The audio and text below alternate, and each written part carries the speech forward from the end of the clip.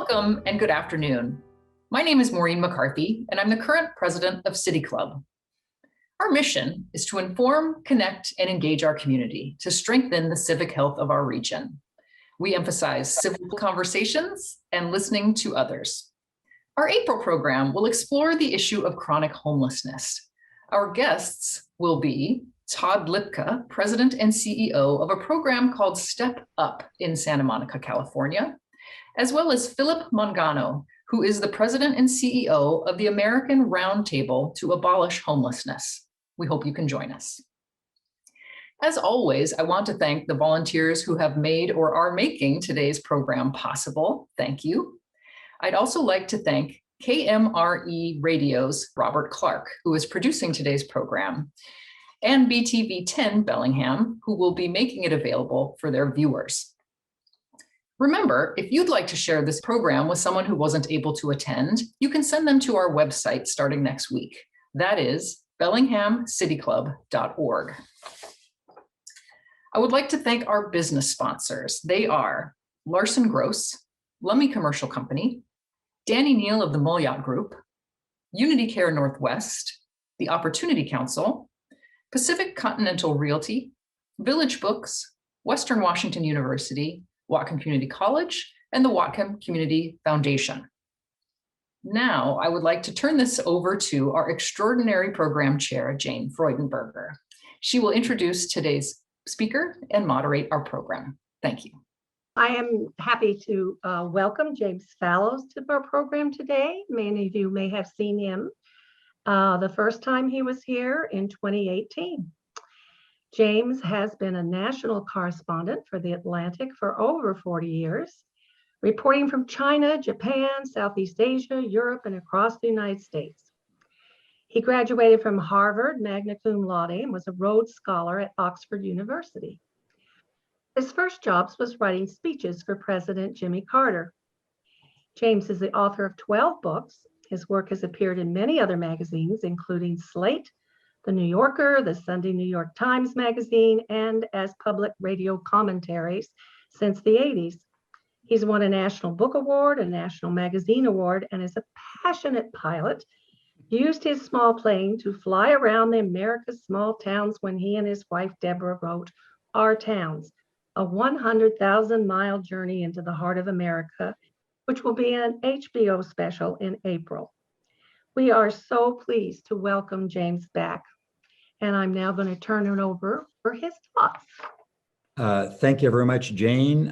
Thank you, Maureen. Thanks to all of our friends in Bellingham. Deb and I had a wonderful time joining you in the summer of 2018, back in the before times, and we hope to be able to join you again.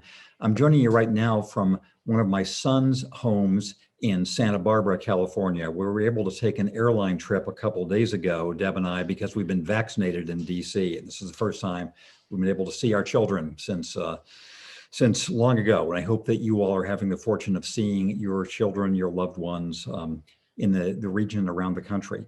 I thought what I would do is to try to give you some overview of how I think about the political landscape of the moment, the sort of plate tectonics that are at work, the things that could be foreseen, the things that seem to be happening by happenstance or that were surprises, and what this means in terms of what I think is a widely shared Bellingham and Washington State and national and worldwide goal of having a more functional approach to public life and civic life.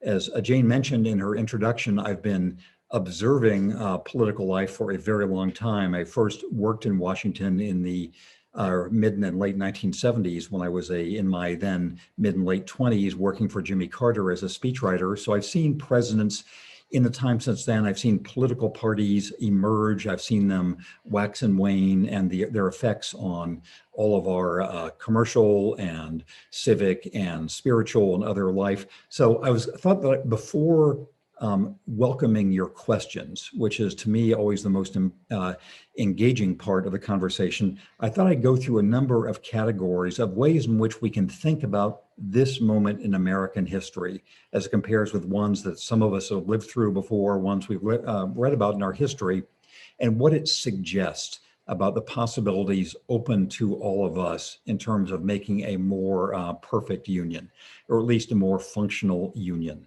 than we may have been living in recent history. And so the categories I'm going to touch on briefly, and I'll talk for 15 or 20 minutes now, and then I think that Jane will ask me some questions, then we'll have questions from you.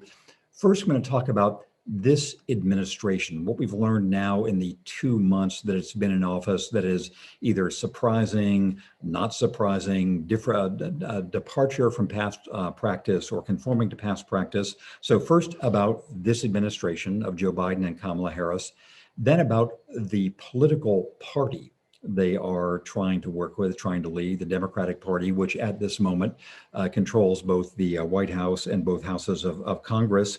Then next about some of the external circumstances that are facing a new president, new vice president, as they try to make their way ahead. Then I'll talk about some of the circumstances from the outside world that the United States as a whole is dealing with. Then I'll talk about sort of the functionality of US governance at this time. And then finally about some of the steps that we all might take on the local level, the statewide level, the national level. Obviously, each one of these could be a multi-week discourse in itself, but I'll just spend a minute or two on each and sort of see where they all lead in terms of what things all of us can expect, what things we might usefully do, what we can guard ourselves against. First, let's talk about the administration. Having both Joe Biden as our new president, Kamala Harris as his vice president.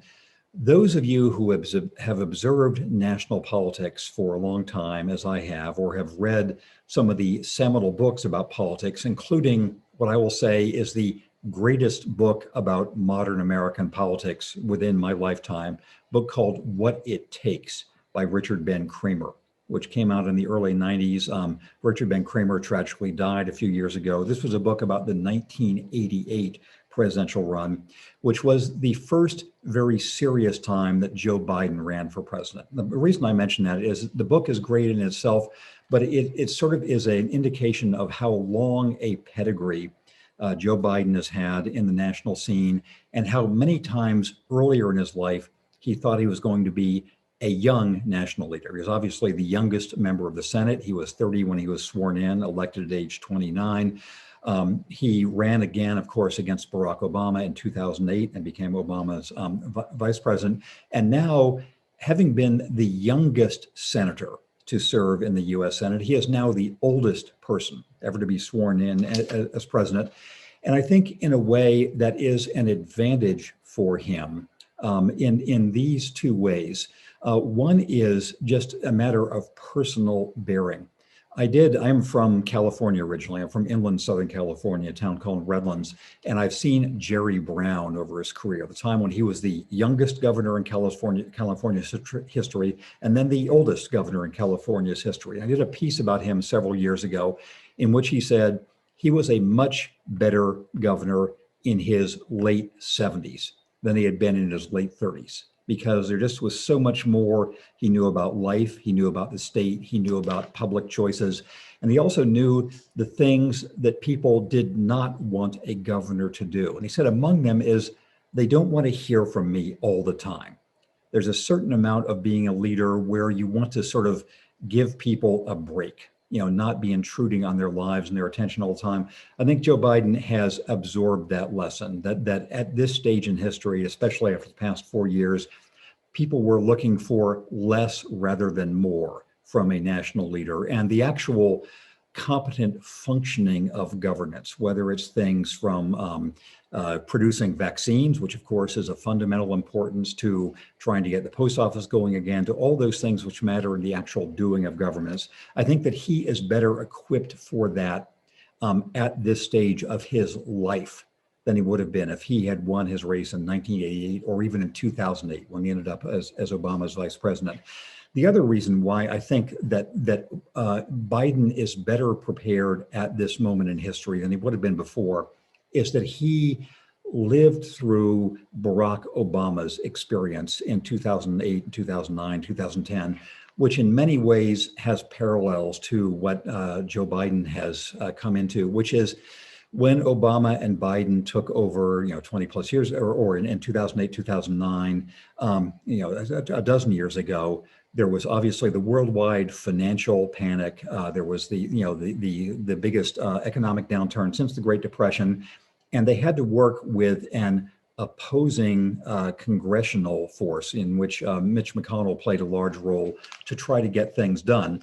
And I think that the experience of trying to do that, trying to deal with Republican opposition in the Congress, the same personality of Mitch McConnell, has played a large role in which in what Biden thinks about the course ahead.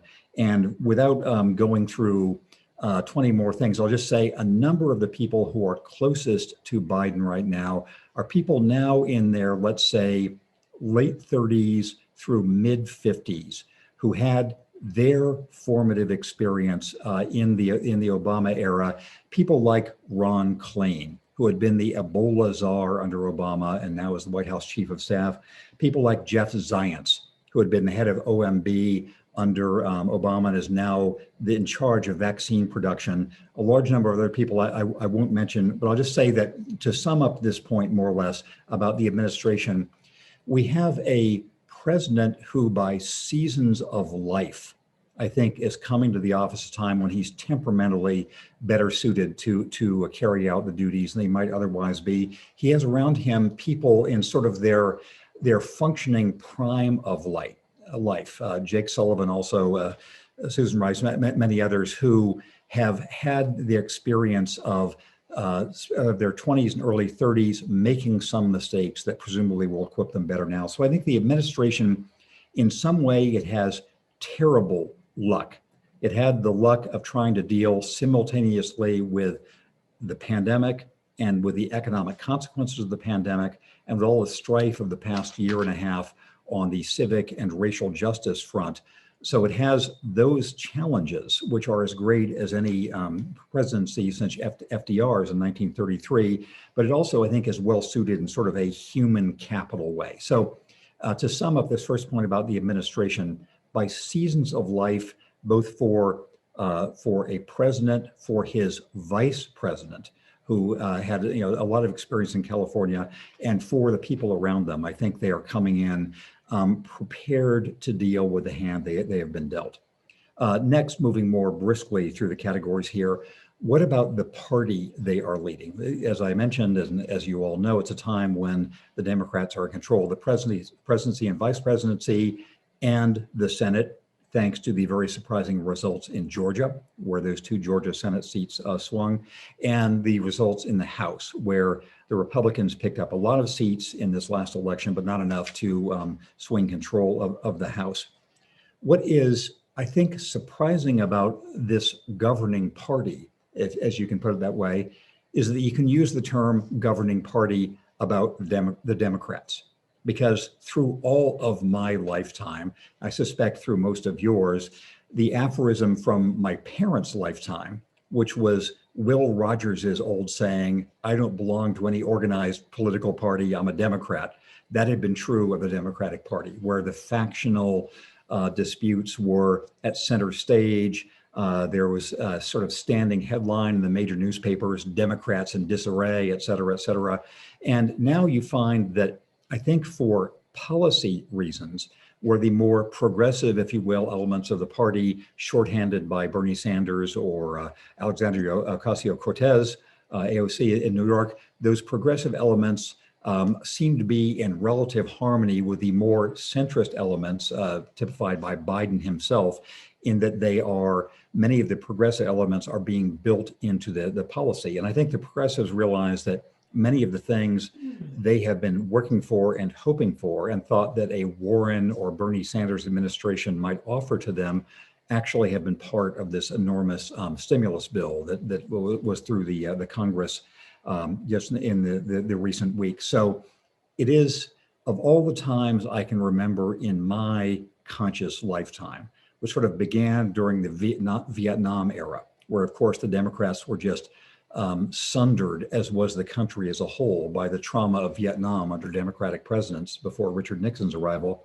In the whole time since then, I can't recall a time where the Democrats were sort of more functionally coherent than they are at this moment. I'm careful to specify this moment, 2 months into the administration of a new presidency. We'll see as time goes on, but right now we have an administration temperamentally better suited than you might expect for the job, and you have a party that is, for historical and other reasons, more coherent than it usually is. This brings us now to the third thing I'm going to mention as part of this sort of survey of the landscape, which are the external circumstances facing the world and facing the country. You can say that one of them is a disaster that is nearing a turning point. And of course, I'm talking to the public health catastrophe that is the pandemic of the past year plus. The catastrophe is the hundreds of thousands of lives that have been, in my view, needlessly lost, the disproportionate impact on the least fortunate and least privileged people in the country, the economic disasters that have flown from this public health disaster, and all the family tragedies and everything else which have been the center of U.S. news and world news over the past year plus. That has been a catastrophe that a new administration needs to cope with. The turning point is that certainly it seems from a public health point of view, the last 2 months of a change in political fortune have coincided with a dramatic change in supply of vaccines, of effectiveness in getting vaccines out. My role at the moment is not to say what is the cause and what is the effect. Are we seeing the ripple effects of preparations that were made earlier? Are we seeing the difference in having Ron Klain and Jeff Zients in charge of this as opposed to their predecessors in charge? Whatever the reason, we seem to be on an improving curve with still difficulties ahead, obviously, in vaccination, in opening of public institutions, of the prospect that the rest of this year will be better than the past year has been in public health terms, that hospitals are not as likely to be swamped. And then there's the economic effect of that too, where obviously there are some economic effects which will be, if not permanent, very deeply rooted in people who have lost their jobs forever. Categories of work in the arts, in live gatherings, in small town businesses, in restaurants, in brew pubs, and all the rest that may or may not ever be able to recover from this. And having more concentration on the bigger tech industries and more polarization of the US economy, that remains a huge challenge for this administration, but they know that at least the background music should be improving. There should be a rising tide of business activity over this next year, partly because of this huge stimulus, partly because there should be, as the pandemic recedes, so there should be some business recovery and pent-up demand that is supposed to occur. I think the other sort of external force the administration and the country are dealing with is the legacy of racial justice reckoning over the past year, which everybody the past year of a multi-century legacy. And the question for all of us is whether the events of the past year will look back on them as the way we did the events of 1963, 1964, 1965, where you had the Selma March and the violence in Birmingham, Alabama. And you had all the other efforts to the new clarity on race relations, which then led to the Voting Rights Act and the Civil Rights Act. The trauma of the early 60s leading to some improvement in the mid 60s, or whether they will be more like the late 1960s, where we had 1968, 1969, times of tremendous violence and disruption in the country, and all the after effects, which we're living with still. So we don't know that. But so again, I'm saying in external circumstances, we have a pandemic in which circumstances are improving, although difficult, and economic trends where there's been tremendous dislocation. There should be a rising tide, and dealing with the fundamental inequalities is of great importance. And then we have the racial justice and civic governance issue, which should be central in the administration's point of view. I mentioned just three more things briefly, and then I'll come to the to our discussion guided by Jane. Let's talk about the external world. I've lived for a lot of my life in China. And I think whoever was president now would be facing difficult circumstances with China. I think that we're going to have from the Biden-Harris administration something that in a way is similar to the Trump tone, which is somewhat more skeptical of China than was the case under Obama or George W. Bush or Bill Clinton, but with more, if you will, nuance or more sense of we don't want to have this spillover into anti-Asian violence, either within our own country or around the world. And we recognize that we want to avoid a war with China while knowing that there are different, more serious differences than we had to deal with. I'll talk more about that if you'd like, but I think that the external challenges from China will be significant. And I think for every place, they're going to be significant in that there is a general rest of the world relief of having somebody other than Donald Trump to deal with. But there have been 4 years in which the United States has burned a number of bridges, and it'll take some time to repair those. The next things I'll mention briefly is the other political party I haven't talked about yet, and our system of governance.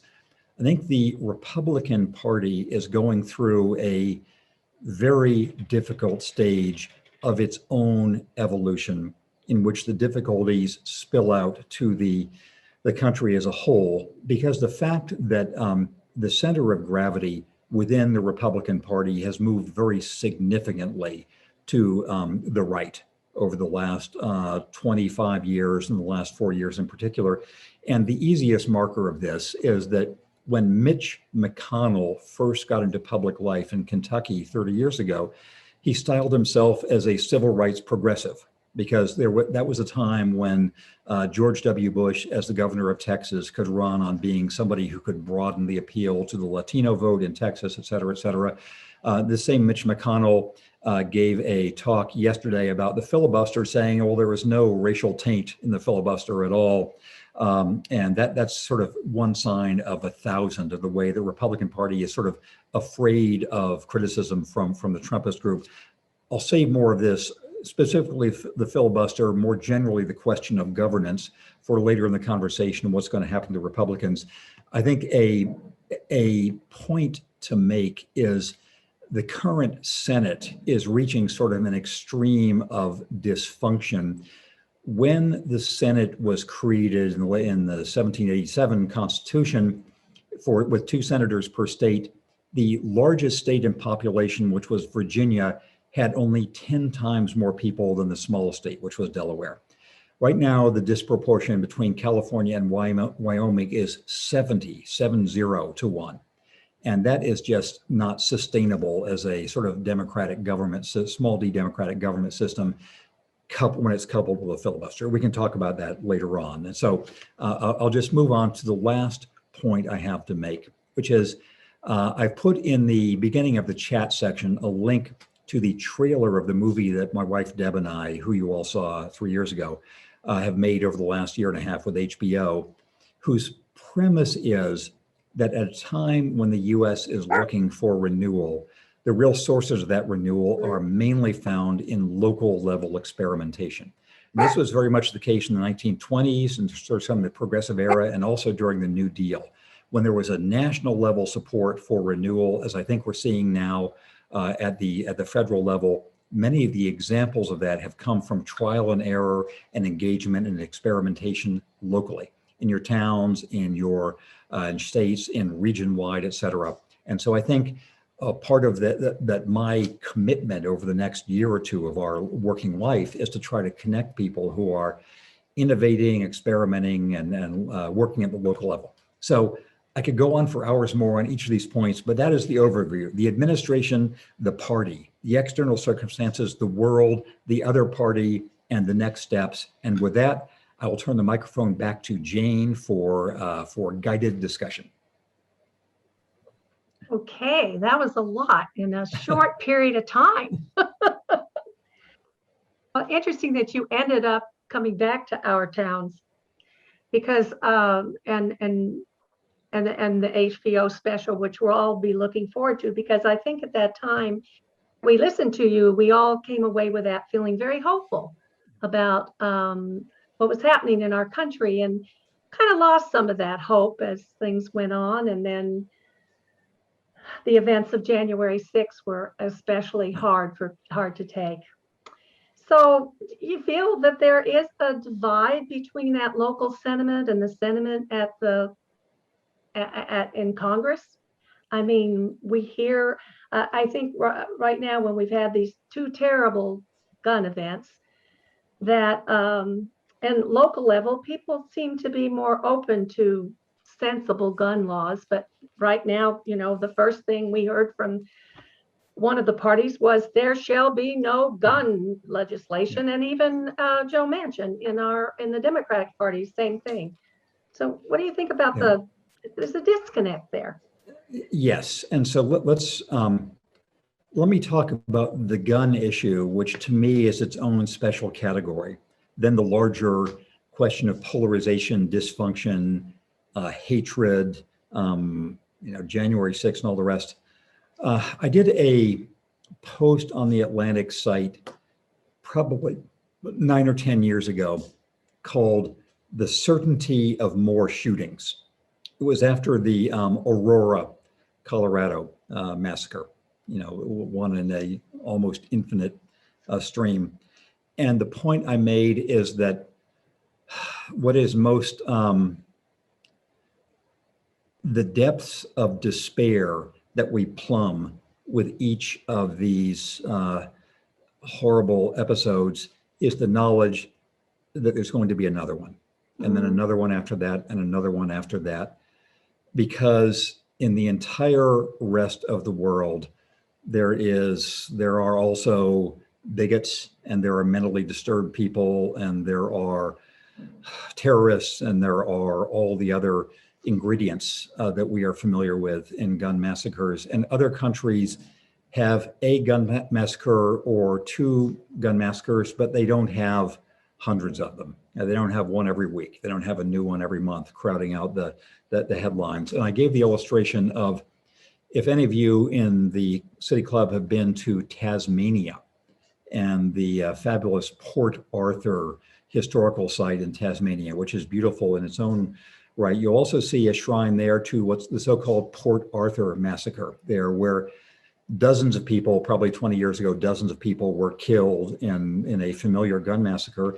And immediately after that, the so-called Liberal Party, i.e. conservative government of Australia at the time under Prime Minister Howard, passed through very significant gun buyback and gun restriction laws, of what we'd have thought very progressive termed in the United States. And I said in the end of this brief story in the Atlantic, which unfortunately I could have then recirculated every week since then, that I am optimistic about almost everything in American life except this. I am not optimistic about the ability to rein in our gun violence. And the reason is the Supreme Court rulings over the combination of the three-way combination of Supreme Court rulings over the past 25 years, which have sort of which have overruled a lot of local level or state level restrictions on gun use. Where in DC, where I now live, there was one that was overruled by the Supreme Court. The advances in technology that have made, the AR-15 now I think the most widely owned weapon in the United States, something that was, I did another article you can find in the Atlantic about the history of the AR-15. This was back in the 1980s. I wrote this about the way that the weaponry in that was uniquely designed to be lethal and to do great damage. And the way in which the extreme role, the sort of combination of the NRA and most of the Republican Party, I believe, I am not optimistic about a solution to this. I just will say that. I hope somebody can give me an answer to it. I will say on polarization more generally, the point Deb and I were trying to make when we appeared before all of you in August of 2018, and in our book and in the movie, is sort of the disconnect between the still extant fabric of national life in the United States, the way that people are able to build, support libraries for their communities and think about a 10-year plan for anything from a new harbor to a bike path to, I think I remember the Acid Dome was something I was seeing in your downtown area, to community colleges. So there were still more signs than we expected of extant community within the local level, to what happened when you talked about national politics. If you mentioned the name Obama or Hillary Clinton or Trump or Mitch McConnell or anybody else, suddenly the conversation became simplified and distorted. You didn't learn anything new. And so the problem was specific to national politics and specific to the ways in which people got information and misinformation. And we would have hoped that the violence and just sedition of January 6th would have been a moment of shock and recognition for a political party that was tolerating it, as the Democratic Party in the 1960s became sort of shocked about the segregationists that it was tolerating as part of its Dixiecrat bargain over the previous century. I hope and believe that a new Republican Party will arise from people who think we are better than this, but that people who see a future for themselves in a different Republican Party, they're the ones who I think will have to take responsibility for that. And so far, I think they still are finding that path too difficult. I hope the path will clear for them, but that's my answer to your question. Well, and guns are one thing, but of course, I also feel like, 10 million people lost their jobs during the pandemic, 40 million face eviction, and the American Relief Plan, which had a lot of help for people, passed without any it was, a partisan bill. And is there any hope of finding bipartisan support for other things or do we just have to nuke the filibuster and move on? So there's an important history to the vote we saw last, 2 or 3 weeks ago, where every Republican in the Senate and the House voted against this relief bill. And then Susan Collins was complaining that there wasn't any effort to reach out to the Republicans. And to me, the history of this should importantly be traced to the summer of 1993. And when Bill Clinton, you will recall, he had this enormous effort to win bipartisan support for his budget and tax plan. Because this was after, Clinton will recall that he was elected because of his campaign of "It's the economy, stupid." There was stagnation for the first George Bush. The first George Bush had 90% popularity rating 2 years before his reelection run because of the Gulf War, which he was seen as having successfully managed. And yet he lost his race for reelection because of the economic downturn. Bill Clinton came in with this, this emergency economic package. And the number of Republicans who voted for Bill Clinton's economic relief plan in 1993, when their party had just lost the presidency and when Clinton was having all this effort for reconciliation, in the House of Representatives, he got 0 votes. In the Senate, he got 0 votes. So in 1993, Bill Clinton, all those years ago, this was the first lesson that the Republicans were not interested in sort of being part of a bipartisan governing for addressing what was the national emergency. If we looked then ahead to 2009, when Obama was coming in with his first the economic relief package, and there's a reason I'm belaboring all this, because I think you can't understand 2021 without 93 and 2009. So in 2009, Obama had this TARP plan trying to get in relief for all the bankrupt businesses, et cetera. And he did get, he got, I believe, 0 votes in the House. In the Senate, he got 3 Republican votes, which he needed to surmount the filibuster. And they were Susan Collins, her colleague from Maine, Olympia Snowe, and Arlen Specter, soon to become a Democrat. And so all the rest of the Republicans were against him. Then Obama spent almost a year trying to get bipartisan support for his Obamacare bill, which henceforth later on became popular.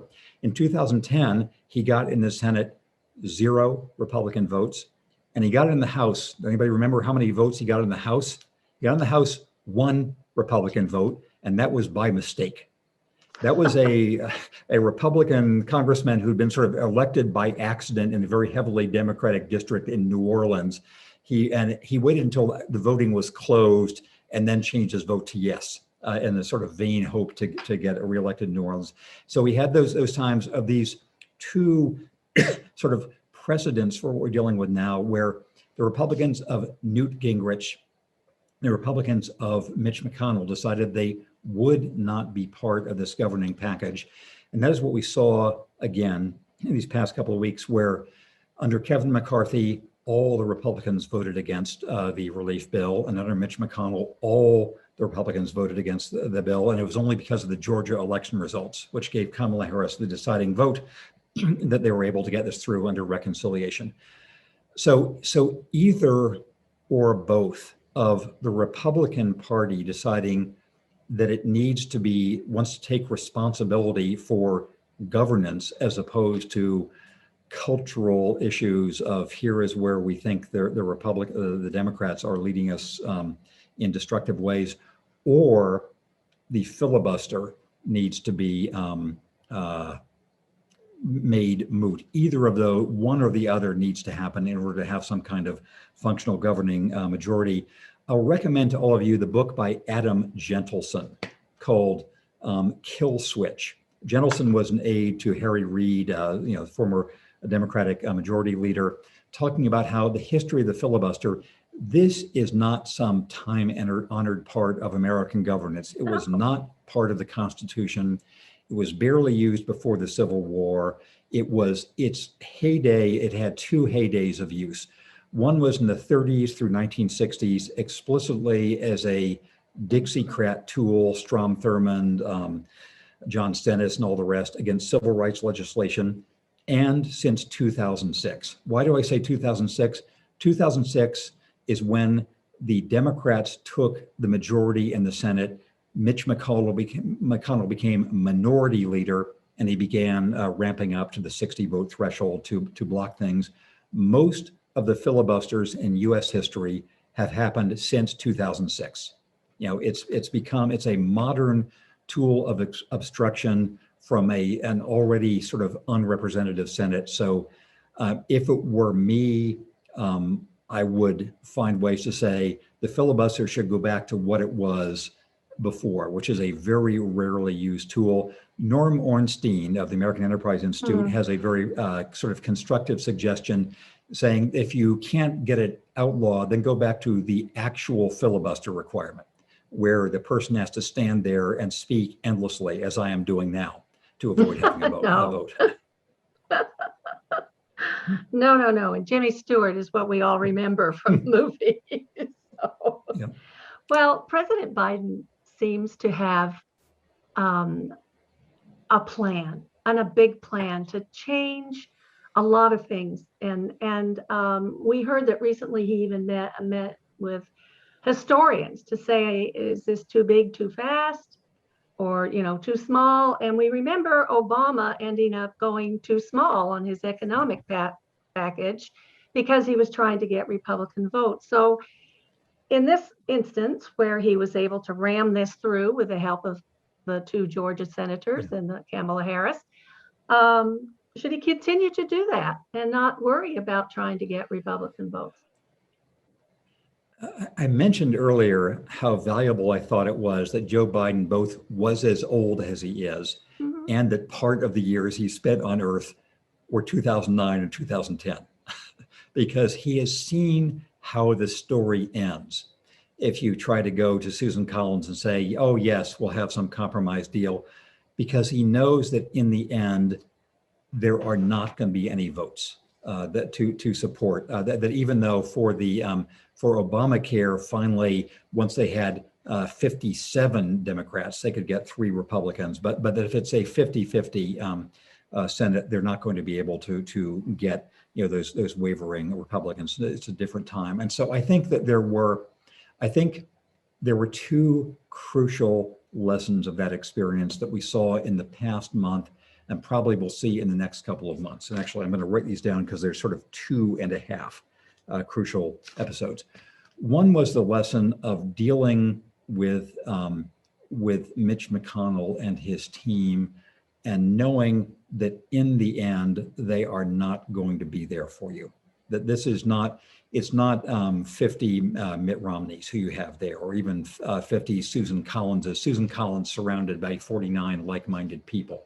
It's Susan Collins who feels that she is that in the end she is more disciplined by Mitch McConnell than not. So number one is recognizing that you don't want to just waste time pursuing something that's not going to be there. So I think that was one reason why Biden said, we'd like to be bipartisan. I've said that I'm going to be a president for everybody. People have voted for me and people have voted against, but if the Republicans are not going to sign on, then we'll just recognize that early on. The other thing, which I'm sure you've discussed at previous meetings, is the crucial economics argument. And this is fascinating to me. If you track the personalities, if you track the positions of the 2 sort of longtime yin and yang colleagues, Larry Summers and Paul Krugman, the way in which they thought and argued back in 2009 and the ways they are thinking and arguing now. And I say this as a friend of Larry Summers, as somebody who knows Paul Krugman, as somebody who once studied economics in graduate school, that in 2009, it was still enough in people's conscious memory, the era of inflation, the 1970s and 1980s. Inflation was essentially what did in Jimmy Carter. When he ran for re-election, the prime interest rate was 20%, and just all the devastation that created for businesses and mortgages and all the rest. So there was enough sort of muscle memory of an era of runaway inflation in the 1970s and 1980s that most economists thought that you had to be careful in how much fiscal stimulus you pumped into the economy. And so there was the so-called Phillips Curve in those days, that the unemployment rate was getting too low, that inflation was going to get out of control. There was the idea that inflation could hurt everybody from new business formation to the housing industry, et cetera. And so it wasn't just the Republicans who were telling Barack Obama in 2009 that he couldn't go very big in this stimulus.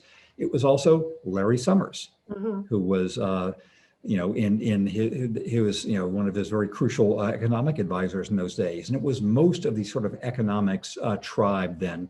And Paul Krugman, who was outside the administration but was writing a column and was very prominent, was sort of, he and Joe Stiglitz and others were saying, well, yes, you probably should try to go bigger if you could, but there was active argument. What's fascinating now is how that argument has changed. It's possible that 20 years from now, people will look back and say, oh, those people in 2021, they didn't realize the danger they were courting when they were putting in so much stimulus. But the center of the economists' universe seems to have moved over towards the tribe of thinking that the only risk is being too small. As Keynes was saying back in the 1930s, you needed to do a lot quickly, that was the real risk. The risk was not doing enough rather than doing too much. And so there was a fascinating YouTube exchange you'll see someplace of Summers and Krugman, who, Oh, I'd like to see that. yes, I don't have it on me right now. One of you can look it up. And they have a talented sibling relationship between each other. Summers is the one who's been president of Harvard and a Treasury secretary. Krugman is the one who's gotten the Nobel Prize. So they are kind of in each other's force field. But Summers is the one who's been arguing the stimulus is too big. Krugman is saying, no, it's not too big. And the center of gravity is clearly in that latter category now. So I think that is another reason why Biden's been able to do what he's able to do. One more thing, which I'll add as the half point, which is Biden, not simply because he's so old, has a sense of how little time he has. Yes. That almost anything ambitious he wants to do, he has to do right now. The midterm elections essentially start this summer. The presidential race starts this fall. And so things he wants to do every single day, the candle is burning down. So I think that's why he's talking with historians, and he knows himself that he has to really get busy. Does that mean you don't think he'll run again? No matter who runs again, the race starts. You're going to see it starts in the fall, and you're going to see, if it hasn't already happened, all the political reporters are going to be doing their handicapping of the Republican field. They'll be, will Biden run again? Biden should act as if he's going to run again until the second he decides not to, or for some reason can't. But the center of the political universe will move to the next presidential race by this summer. So he has to keep busy. Yeah, well, I think he might. He's been pretty busy so far. So do you think that, we're switching over to the other party, there's a lot of talk about the division in that party right now. Do you think that there'll be a third party coming up, maybe a Trump party, or maybe there'll be disaffected voters from both parties forming a third party? So I'll say as a preface to this, that only a country with as much going for it as the US has could withstand a political system that's as terrible as ours, where we have this dysfunctional Senate and national legislature, and we have life tenure for Supreme Court justices, which is dysfunctional. And we have a political system with all the defects of a parliamentary system, that is party discipline, without the advantage of a parliamentary system, which is you can get things done. You can have rapid turnover and things like that. So this is a prelude to saying that there should be new parties now, but I don't think there are going to be. I don't think there's going to be a new Trump party, because I think Trump is a waning asset. I think that he is going to, he's going to have his tribe of people around him, but there's difference between having some 5s or 10s of millions of people who support you, or some 15% of the population or whatever, and having the around 50% or 40% plus you need to win a national election. So I think he's going to find it easy to maintain a tribe of loyalists, but hard to have a large enough group to actually win a political nomination again.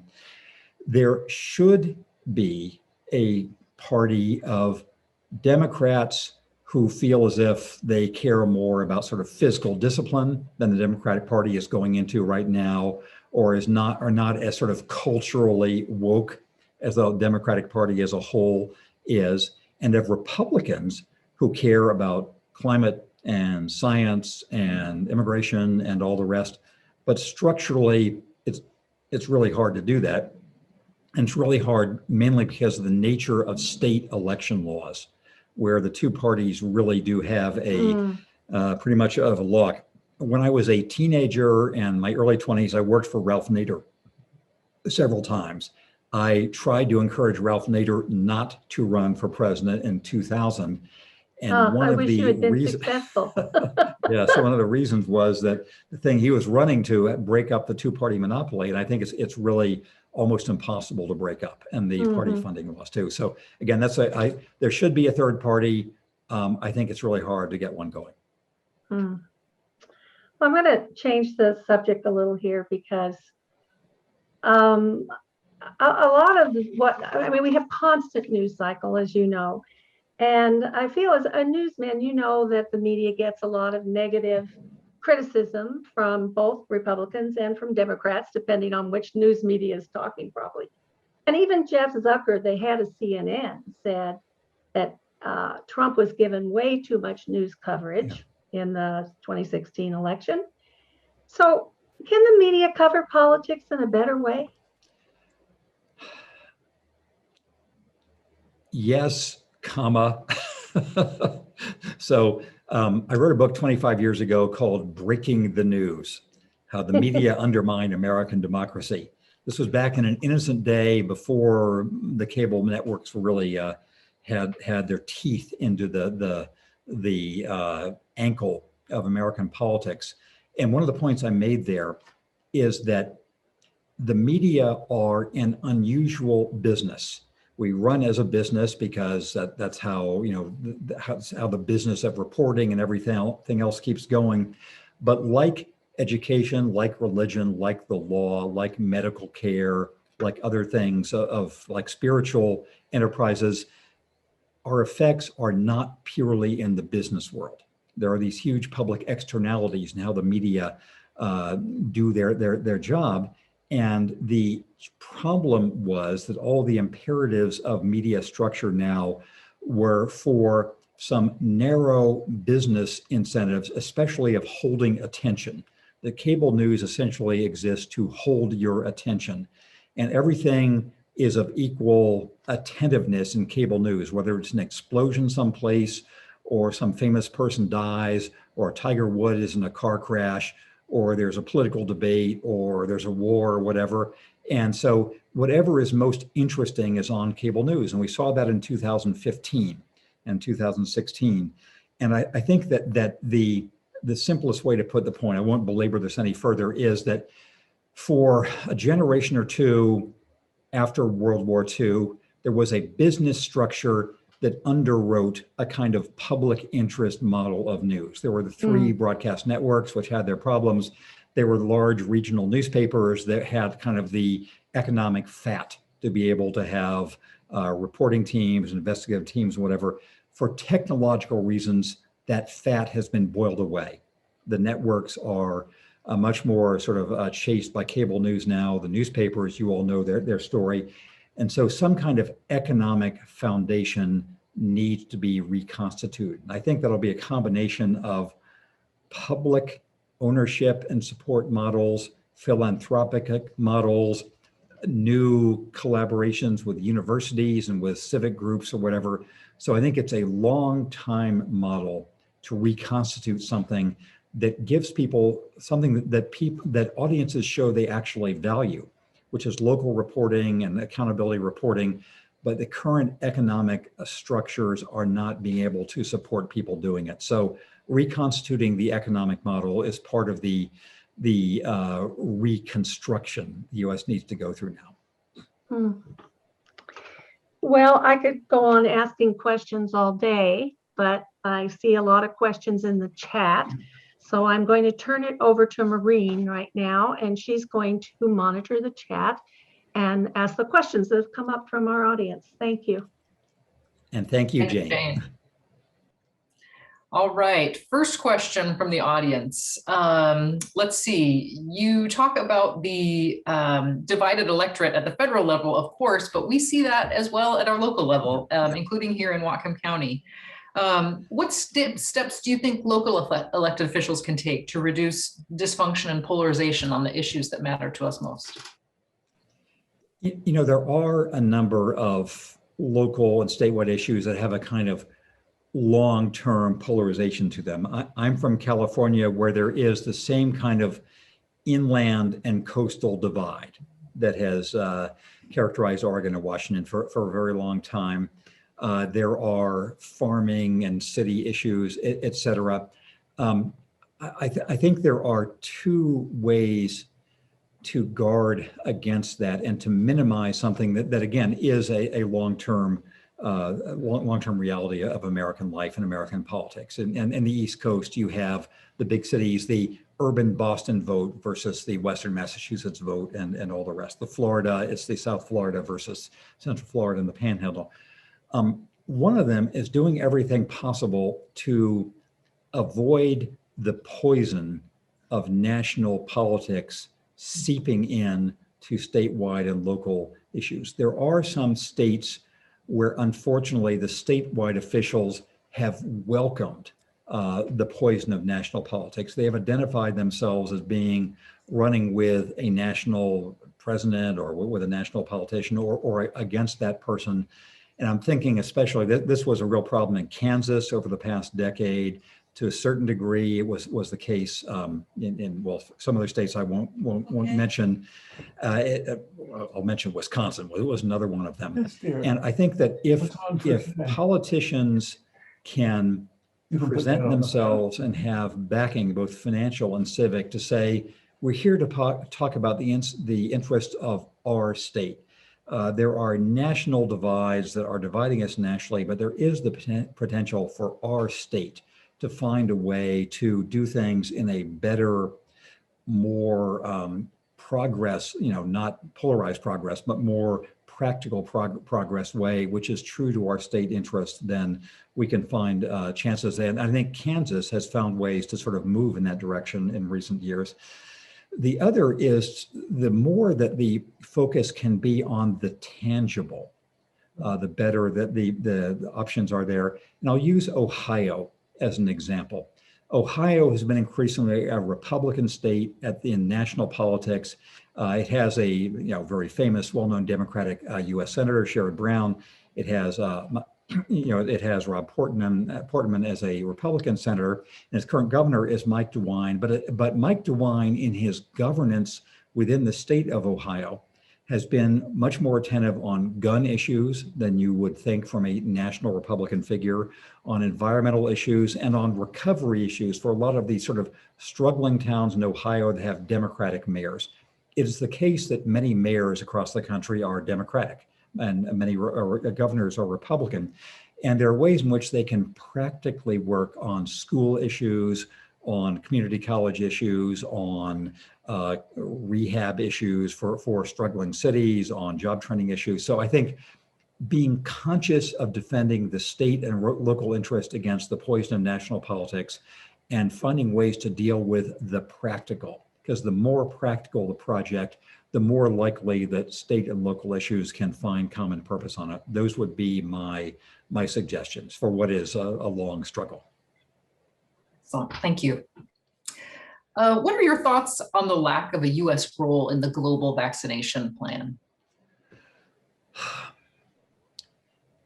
I did a big piece for The Atlantic almost a year ago, in which I described the U.S. response then to the pandemic as if this were an NTSB report analyzing an airline crash. Mm-hmm. And what were the steps along the way, the chains of the accident that led to all the disaster the U.S. was undergoing then. And one point I was making about the similarity between airline safety, which is now very advanced around the world, and pandemic and vaccine safety. Is this something you really cannot solve on a purely local or regional basis, or even a national basis, because planes fly all around the world? And there are unified safety standards, and there's a unified air traffic control system, and the language of English is spoken all around the world by air traffic controls. And so too when it comes, or even more so when it comes to vaccines and to pandemics, because as we've all learned in the past while, if the US and the UK make progress in protecting themselves, but if countries, the rest of the world does not, then the places where not simply the existing viruses are most likely to persevere and mutate and foster new variants that can get everybody sick again. But the next pandemic will arise, and our sensory equipment about it will be diminished, et cetera, et cetera. So we are seeding, our own future vulnerability if we don't act in a global way. And I think one of the people who told me that, and that's the reason I'm mentioning this, one of the people who made that point to me was Ron Klain, then out of government, former Ebola czar for Obama, now White House chief of staff. And I think it is inevitable that every government around the world, so it was terrible that the US left the WHO last year.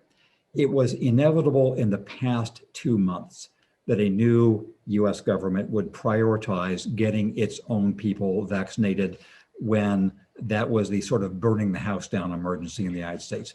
But it is desirable and good that the administration has just in the last day or two announced that it is beginning to take a global approach. Should they have done that on January 20th? Maybe, but it was inevitable they were going to deal with their own country. Every country will do that. But now, 2 months in, as the supply of vaccine expands, then I think it is in enlightened self-interest to try to help the entire world. And that seems to be what they're trying to do now. Excellent. Okay, thank you. What do you see as the best path forward with regard to voting rights and voting equity between states? This is another excellent question. I think there are,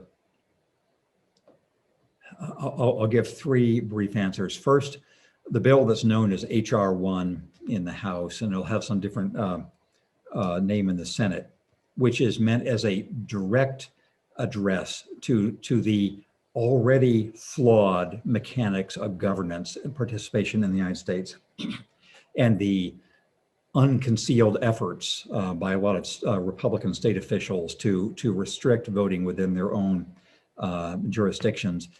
A bill to limit those and also expand voting rights in the spirit of the Voting Rights Act of the 1960s. That should be a major focus, the next major focus of the administration's attention and of the Democrats during their time when they have leverage in the House and the Senate, including, in my view, saying if this bill is filibustered, then we are going to do whatever we can to break the filibuster. If that means Manchin, if that means whatever, that Joe Biden knows more about those mechanics than I do, but that is one. H.R. 1 and its Senate counterpart are important. Number 2, I think all of the funding effort and other things that the party can bring to bear to focus on what is happening in Georgia and elsewhere and saying, this is anti-democratic, this is anti-civic, anti-small d democratic, this is anti-American, we're going to try to stop this however we can.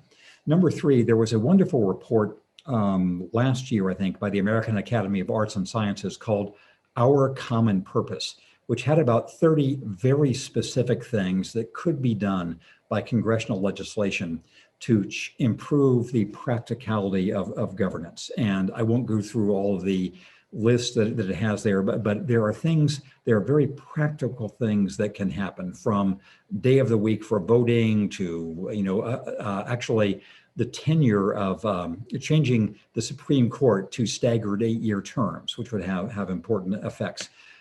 So I think that there's a practical agenda. So H.R. 1, attention on the state laws and attention to the practical steps that can be taken for a more perfect union. Thank you. What's really at stake in U.S. relations with China? And how do you see that relationship developing over the next 10 years? Something that Deb and I loved during the years we lived in China is that whatever you said about China would be true someplace in the country, because every contradictory thing is true there. And not the cliche China land of contrast, but it's really strong and it's really weak, and it's really open and it's really closed, and it's really successful and it's really on the verge of collapse. To me, there are several layers of what's at stake. What is most sort of grotesquely at stake is that the US and China not go to war with each other. I do not think that is a likely prospect. partly because each side is aware of how disastrous that would be, partly because the Chinese military is aware of how much stronger the US military is, partly because the US military is aware that it would not want to fight a land war in China, and partly because there are a set of sort of known triggers of that, mainly Taiwan. A misunderstanding over Taiwan is the most likely trigger, but that is what's most grievously at stake, and we don't want that to happen. And I think the leaders on both sides are aware of that. Any leader who's not aware of that needs to be corrected. At the next level of what's at stake is having each country think of the other as its enemy rather than its challenger. I think the two countries are each other's challenger in economic terms and in scientific terms, and especially in civic value terms, where China is becoming more closed and more repressive at a time when that is unfortunate. And that was something the Chinese leadership actually welcomed about Donald Trump, because he was their kind of, he criticized them, but he was their kind of guy in terms of running a country. And so too for Xi Jinping. So there is a sort of contest for values going on, where I think in the long term, the non-Chinese players have the stronger hand. You know, I believe that open systems and freer people have the stronger hand in the long run, but it's a long run, and you know, there's a lot of contest to be played out. And then there's sort of the straightforward economic impact, where China has 4 times as many people as the US. It has a tremendous sort of state-private interaction. And there are a lot, when Chinese state enterprise is focused on certain goals, it can achieve many of them, but not all. For example, I wrote in my book, China Airborne, about China's ambition to become a world aerospace power, and why it would be easier for China to go to the moon, as they have, than to create a rival to Boeing, which they have not done, because that is harder, and even though they're still trying. So I think there's economic competition. So I think what's at stake is it would be better for the US and China if each country could view the other as a difficult partner as opposed to an enemy.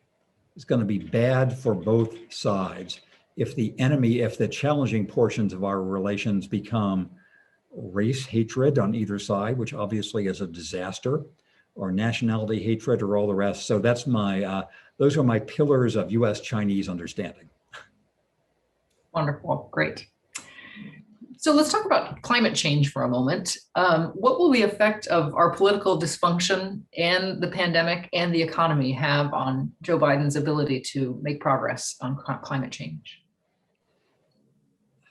So my own view is obviously this is the gravest issue for people who are now in the world and their descendants. You know, I have children and grandchildren, and the gravest effect for them is our efforts to deal with the climate. It's the most important thing China and the United States can do together.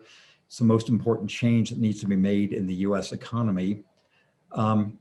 You can argue that the voters of the state of Georgia will be seen as the most important citizens of the United States in whether the Biden administration was able to move the levers about climate. Biden was able to rejoin the Paris Climate Accord, which obviously he should have done. He was able to say that he was able to begin rolling back a number of EPA and other orders to try to reverse some of the harm, in my view, of the past 4 years. The challenge now will be whether in this enormous bill that the administration has been able to get through, it can have signals that are using the enormous power of money and federal standard setting and other things to say, let's change how batteries are produced. Let's change how cars are regulated. Let's change how cities are built.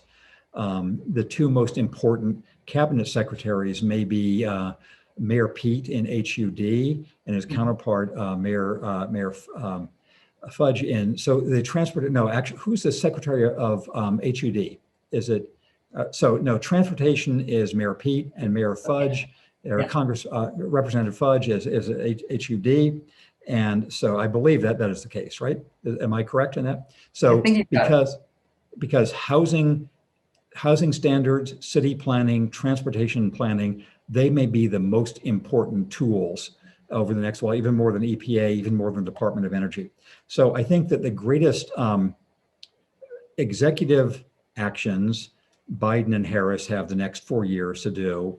They have this tremendous power of the stimulus bill for city design and for transportation planning. And so I think, and then the sort of volunteer efforts that I don't know what the Washington state counterpart is. California has an extremely ambitious sort of version of the CCC. It's California Volunteers Program, of having young people be involved in tree planting and in house retrofitting and all the rest. So I think that using the tools of executive action and this big new bill, that's what the administration has at its disposal. You mentioned that Biden's age and experience and sort of his maturity have had a huge effect on his ability to govern and some of the early choices that he has made. How will those help him, do you think, with the sort of gathering storm at the southern border and the immigration issues? That's the short answer, and I'll try to keep it short, is I don't know. He will have lived through several previous border crises. He was a US Senator in the 1980s. In the 70s and 80s, there were huge crises of the Cuban and Haitian refugees in Florida, and Vietnamese immigrants and refugees who are coming in across the country, including in Arkansas and also in Texas. He will have been around during the 1980s Simpson-Mazzoli bill.